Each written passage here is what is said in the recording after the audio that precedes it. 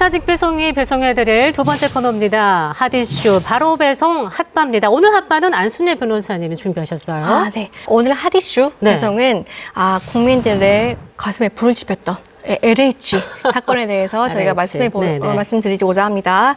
LH 사태로 여전히 전국은 뜨거운데요. 국회에서는 그제 투기 방지 3법이 통과가 됐습니다.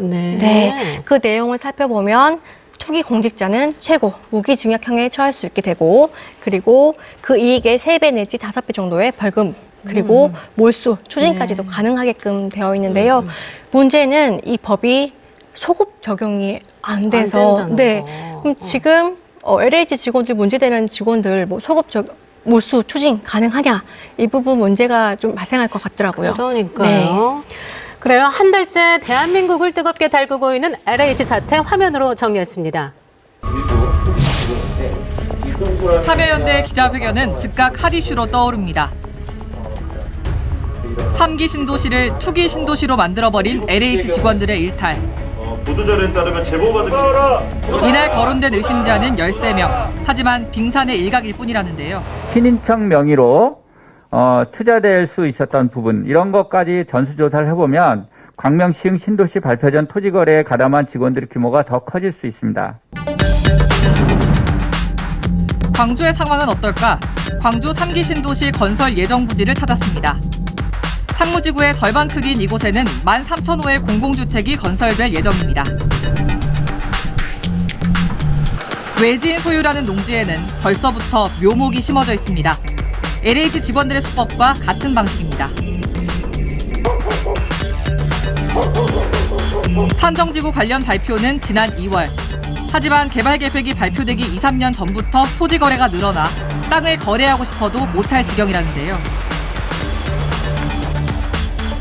농지를 사 농민들에게 빌려주는 대신 나무를 심는 외지인들의 농지 소유.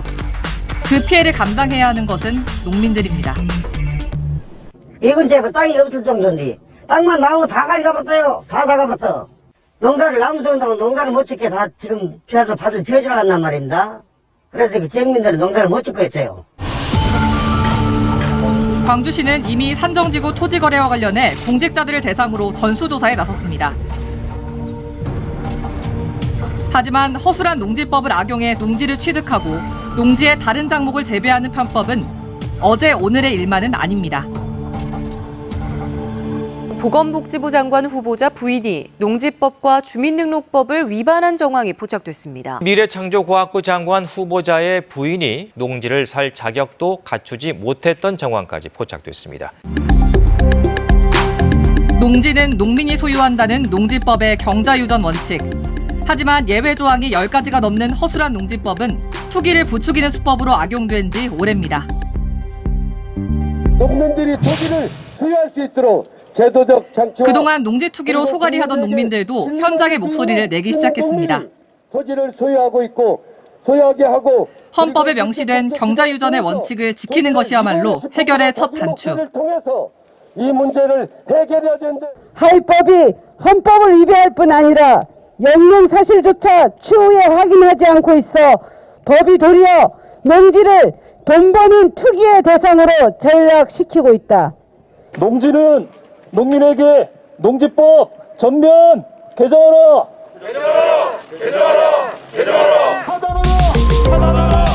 농지는 과연 누구의 것인가?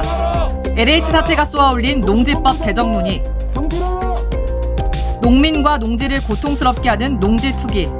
이제 우리 사회가 지혜로운 답을 내려야 할 차례입니다.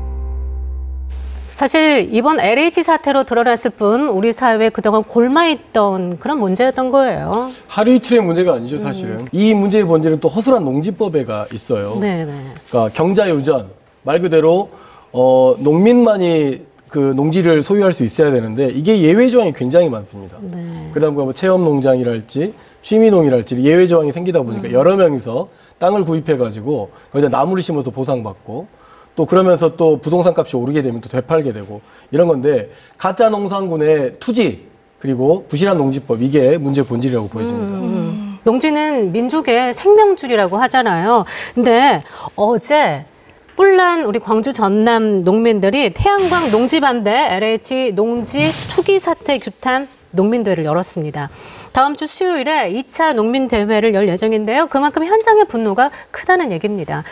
자, 자세한 말씀을 듣기 위해서 전 전국농민회 광주전남연맹 정책위원장이신 강광석 강진농민회 사무국장님 모셨습니다. 어서 오세요. 네, 안녕하세요. 우리 사무국장님 농사 지으시나요? 네, 예, 군대 갔다 와서 26년 차 농민이고요. 그러시군요. 논농사, 밭농사 합쳐서 한 2만 평 정도 농사 짓고 있습니다. 부자시네요. 네, 감사합니다. 네, LH 사태 보시면서 농민들 마음은 꽤 시끄러웠을 것 같은데요. 멀쩡한 농지에 나무 심어놓고 저기 농사 진다고 하고 있으니 농민들 보기에 얼마나 기가 막히시겠습니까? 그래요. 맞아요. 네, 그렇습니다. 근데 농지를 투자 대상으로 보면서 농지도 이제 땅값이 굉장히 많이 올랐잖아요. 우리 농민들 농사 짓기가 더 힘든 거 아닌지 몰라요? 땅값이 오른 이유가 있어요. 그러니까 아무나 농지를 가질 수 있게 됐거든요. 그 결과 전체 농지의 50%가 실은 소작지입니다. 소작농들이고요. 그 전체 농민의 60%가 소작농입니다. 아, 맞네요. 예, 농사 지을 땅이 부족하니까 네네. 임차료는 계속 오르고요. 네. 농사를 지어서 수익의 30%를 임차료로 바치고 있는 상황입니다. 땅값이 오르니까 임차료가 오르고 임차료가 오르니까 땅값은 더 오르고 그래서 우리 농민들은 도저히 농사 지어서 땅 한 평 살 수 없는 세상, 네. 정말 기가 막힌 세상이다. 이렇게 한탄하고 있는 것입니다. 그래. 농지를 농민이 소유할 수 있도록 하는 게 명시하고 있는 게 이제 농지법인데 무슨 예외 조항이 아까 말씀하셨던 것처럼 굉장히 많아요. 보니까 10개가 넘네요. 농지법은 기본적으로 네. 농지를 보호하기 위해서 만든 법입니다. 그렇죠. 근데 지금은 농지법이 농지 판매법이 돼버렸습니다. 아이고. 모든 예외 규정을 다 풀어버리니까요. 네. 예를 들자면 상속 농지는 무제한 소유할 수 있게 되어 있습니다. 아, 무제한으로. 네네. 내가 농사 지었다는 경력을 증명하면 또한 농사 짓지 않아도 농지를 무제한 소유할 수 있게 되어 있습니다. 예. 그리고 도시 사람도 300평 이하는 다 농지를 소유할 수 있게 되어 있습니다. 주말 농장처럼 말씀하시는 거예요? 네네, 그렇습니다. 그래서 농지 쪼개기가 되는 거죠. 예. 300평 이하만 가지면 다 가질 수 있는 거니까 쪼개기로. 농지를 쪼개서 네네. 소유하고 있는 것이다. 그리고 주식회사, 농업회사 법인도 농지를 무제한 가질 수 있게 되어 있습니다. 농민들이 만드는 거 아닌가요? 아닙니다. 아, 그래요? 지금은 그 어떤 큰 회사가 농지회사 법인에 주식의 90%만 투자해도 땅을 가질 수 있게 되어 있으니까. 농민이 아님에도 불구하고. 네네, 그렇습니다. 아이고, 그래서 대기업이 예. 땅을 가질 수 있는 길을 활짝 열어준 겁니다. 강광석 사무국장님, 이런 가짜 농민들 그리고 이 농지법에서 농민들이 도대체 얼만큼 피해를 받고 있는 겁니까? 가짜 농민들 때문에 농민들도 손해고 네. 국가적으로도 손해입니다. 예를 들자면 농촌에서는 농지를 가지고 있는 사람이 지주고 그 땅에서 농사를 짓는 사람이 임차농인데요. 네. 이게 엄청난 가불관계입니다. 우리 농민들에게는 임차를 다시 하자를 요구할 네. 이른바 계약갱신권도 없고 네네. 임차료 상한선도 법률적으로 정해져 있지 않습니다. 네. 그렇기 때문에 30%에 육박하는 임차료를 지주에게 바쳐야 되는 상황이 발생하고 있다. 농지법에서는 소작을 금지하고 있습니다. 근데 참 웃긴 게 기가 막히네요. 예. 농어촌 공사가 소작 알선 사업을 해요. 아, 그래요? 예, 평당 1,000원을 가져갑니다. 농어촌 공사가. 소작을 알선하면서. 법으로는 농지법에서는 소작을 금지한다고 돼 있고 예. 정부 기관이 소작을 알선하는 어처구니 없는 현상이 지금 벌어지고 있는 거고 2006년도에 다들 기억하시겠지만 직불금 부당수용 사태가 있었습니다. 네. 그때 100만 명이 직불금을 받는데요. 약 한 28만 명이 농사 안 짓는 사람들이 받더라는 거예요. 아. 그러니까 지금 올해 직불제 예산이 2조 5천억이거든요. 네. 근데 만약에 30%가 가짜 농민이다. 그럼 약 한 7천억에 달하는 직불제가 가짜 농민들한테 새고 있다는 겁니다. 아, 어떻게 국가 합니까? 재정이 엄청난 손해다. 이렇게 볼 수 있습니다. 자, 그렇다면 먼저 가짜 농민들을 가리기 위해서 농촌 현장에서 뭐 어떤 걸 좀 하면 좋을까요? 근데 이게 가짜 농민, 진짜 농민을 가리려면 네. 일단 조사를 해봐야 됩니다. 조사. 예. 저희는 그 토지 일제 조사를 해야 된다 이렇게 주장을 하는데 네. 토지 일제 조사가 언제 했는지 기억나셔요? 한 100년 전에 했습니다. 해방 이후에. 예, 100년 전에 했다니까요. 1910년도에 일제 강점기 때 1910년도에서 18년까지 약 8년 동안 그때 만들어진 게 토지 대장입니다. 예, 그래서 가짜 농민, 진짜 농민을 가리기 위해서는 농지 이용 소유 실태 조사가 너무나 시급하고 중요하다 이렇게 볼 수 있고요. 지금 정부도 농지 조사를 하고 있어요. 근데 전체 농지 15%를 매년 4개월에 걸쳐서 합니다. 네. 이렇게 하지 말고 네네. 전수 조사를 해야 된다. 전체 농지에 대해서.